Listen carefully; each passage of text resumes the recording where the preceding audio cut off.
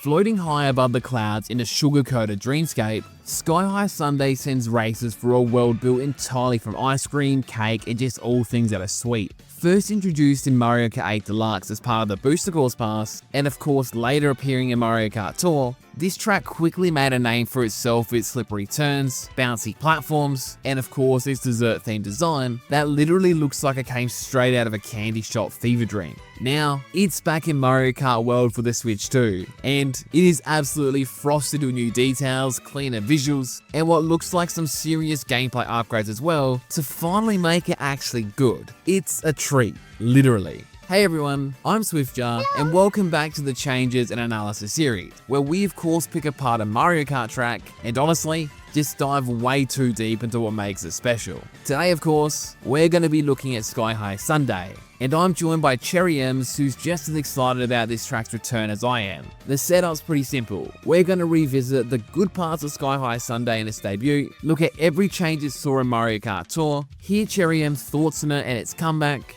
and then break down all the exciting updates it's going to be getting in Mario Kart World. If you want to skip to any point in the video, you can just use the timestamps down below. And before we do get started, just be aware that I am giving away a Nintendo Switch 2 on this channel and a copy of Mario Kart World as well. To be part of that giveaway, you just have to be subscribed. And if you're also following on Twitter or in the Swift Cafe Discord as well, you also get an extra entry. But that's enough yapping, let's get into Sky-High Sundae.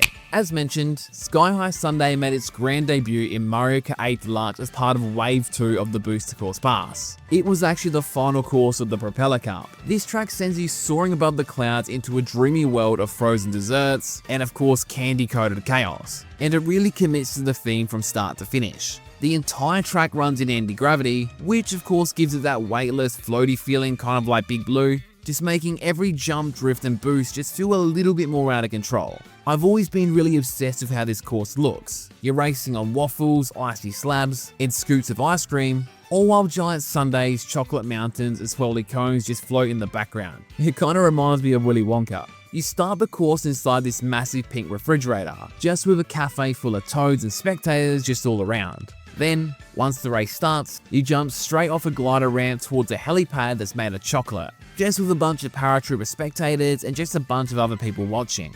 And yes, there's even a helicopter that's flying around that's made out of an ice cream cone, and then also ice cream as well. Around that part of the course as well, there's also a hollowed out cone offering some bonus item boxes if you're quick enough to grab them. Once you land on the helipad, you actually head down some stairs with railings that double as spin boost pillars, which, fun fact, you can actually just drive straight through. Then, it's off to a bustling little ice cream market that's filled with dessert stalls, before climbing another staircase and hitting a split path section. You can pick either side, it really doesn't matter. They both lead into a little bit more chaos with this kind of softy bounce platform area. Eventually though, the track then loops back together, just throwing you into a tight U-turn that's built out of slightly melted ice cream cones. From there, it's just a series of floating ice cubes that you have to trick across, which then leads back onto a tray that looks like it just got pulled out of the freezer. Then you're back inside the fridge and ready to do it all over again. It's a pretty weird course, but it is delicious, and even though the gameplay isn't everyone's cup of tea,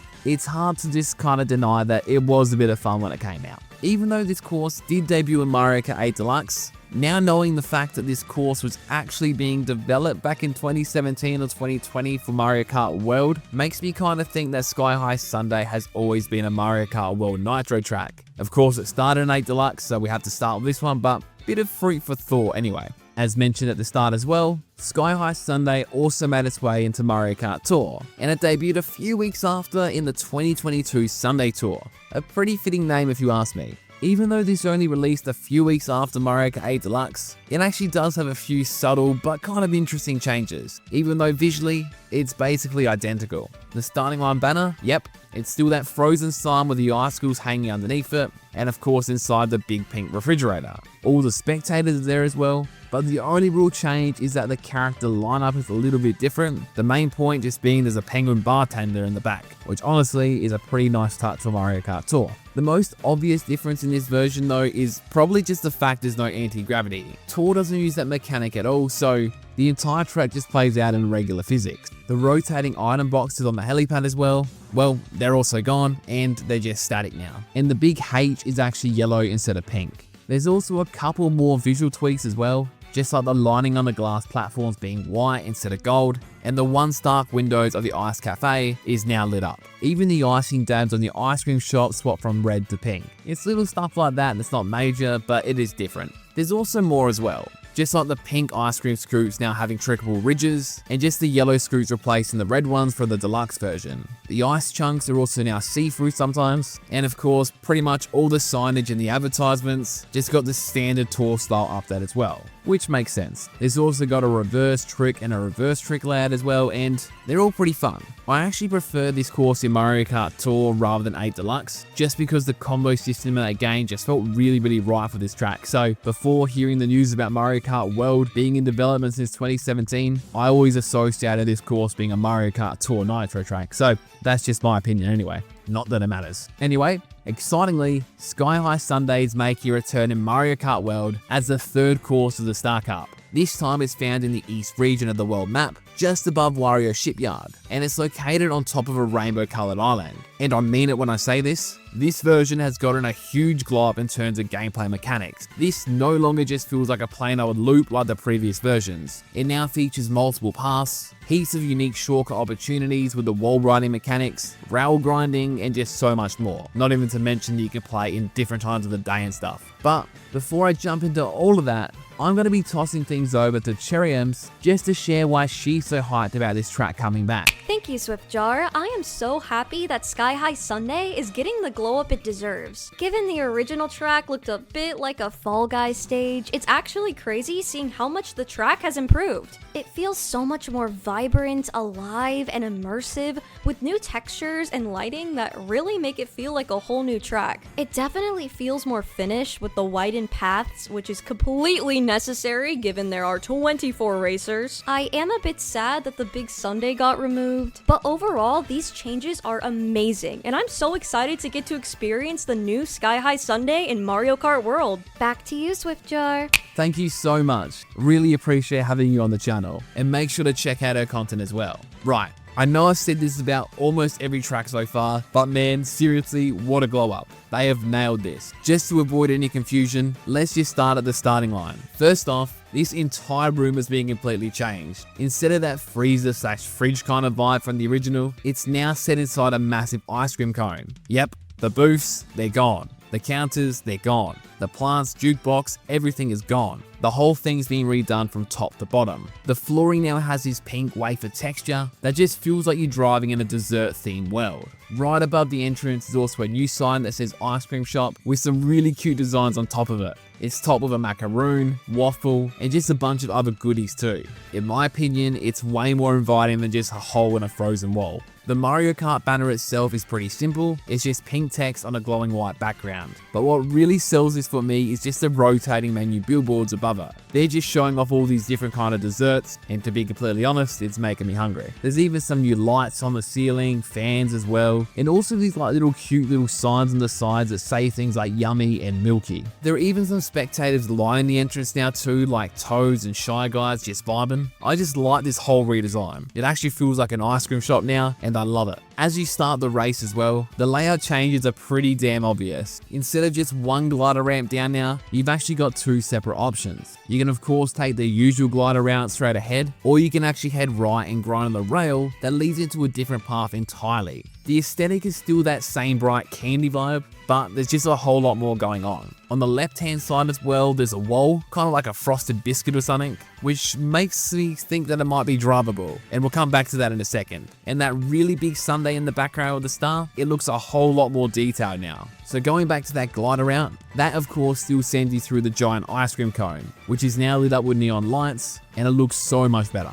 The grind rail route on the right hand side just takes you to a new alternate route on the right. And the cool thing about that grind rail as well is that it actually then splits into two different ways. You can go on the right hand side, or you can just take the grind rail all the way down to the bottom where the helipad is. So it's pretty cool. On the left hand side as well, you can actually see that there's like another path that sort of leads down, which kind of leads me to believe that you might be able to go on the wall and then go around. I'm not entirely sure that could just be like a free roam kind of thing, because we have seen some parts of this game where you can actually go underneath it to do challenges, so we have to wait and see. There's also a whole lot more better signage in the background too, just like a bunch of strawberries, candy canes, double cherries, just all sweet stuff really. It looks really, really good. Once you now land on the helipad, you of course then hit the next big fork in the road. Previously, it was just stairs with a divider, but now the divider is actually grindable, or you can actually wall ride up the right hand side instead. Both paths of course lead into the next split, where again you've got some more choices. You can take the upper route with the icing floors, or you can take the lower left path with a chocolate off-road section that you can actually cut through with mushrooms. I really love how much detail is actually in the background now, especially seeing the spectators just peeking out from the dessert themed windows. The waffle flooring on the ground, the icing on top, grind rails on the right, even all the buildings look really, really delicious. Also, if you stay on the high route, it looks like there could be a new railing that opens up on the right just with another grind rail too. But again, I need to see this more to actually confirm this. It could be an off-road kind of section. The next section is pretty familiar layout-wise, but it just looks so much better. Giant fancy fruit cup ice creams now decorate the sides, but this time it actually looks like you can take a low route, potentially underneath when going up the hill. The hump section now has multiple wall paths, some breakable boxes as well, which might be the part where you come up from the bottom too, and also an alternate route. It looks so much better than the original see-through panels. There's even this pipe on the right hand side as well. I have no idea how they connect to the course, but it's there, so hopefully it does something. The sundae is still there like normal, but this time there are also way more grind rails and just way more options. Instead of just using the U-turning left, you can now actually drive on the wall for a shortcut. I feel like this was always the intention for this track. The signs around here all look so good as well. They're all bright, colorful, and just full of personality. Underneath as well, it looks like it could be its own route or a free roam area. I'm still not 100% sure yet. I'm probably more leaning towards free roam for this one. Then you of course drop down onto a waffle path again. Then you hit some sort of yellow mesh area with trick ramps and arrows, and boom, you're back at the start ready to go again. I also love how cool the spectators look on the clouds around too. It just brings this course to life so much. Oh, I should also probably mention that the helicopter is back again, but this time it's just a regular one. So no crazy designs unfortunately. And I probably should also mention that too, even though it's damn obvious, but anti-gravity has been completely removed from this course now, which isn't a bad thing. I seriously can't wait to race on this course. I never thought I would say that about Sky-High Sundae again, but that has been all the changes that I was able to spot in Sky-High Sundae. Let me know what you think down in the comment section below, just of the track itself, and of course if you noticed any other changes that I missed. I'll be sure to update the pinned comment with any other facts. A massive shout out also goes to everyone in the Swift Cafe Discord as well, just for helping point out a lot of these details, and also for Toon Tris for providing the footage. If you did enjoy this video, it would be super appreciated if you could leave a like, comment, and of course subscribe, as it really helps the channel out a lot. And of course, let me know what track you want to see next, and also what guests you want to see as well. We're getting pretty damn close now to the release. I ain't gonna have all these tracks ready to go because we don't have footage for everything yet, but they'll come eventually. But until next time, make sure to take care of yourselves, and I'll see you all in the next video. See ya!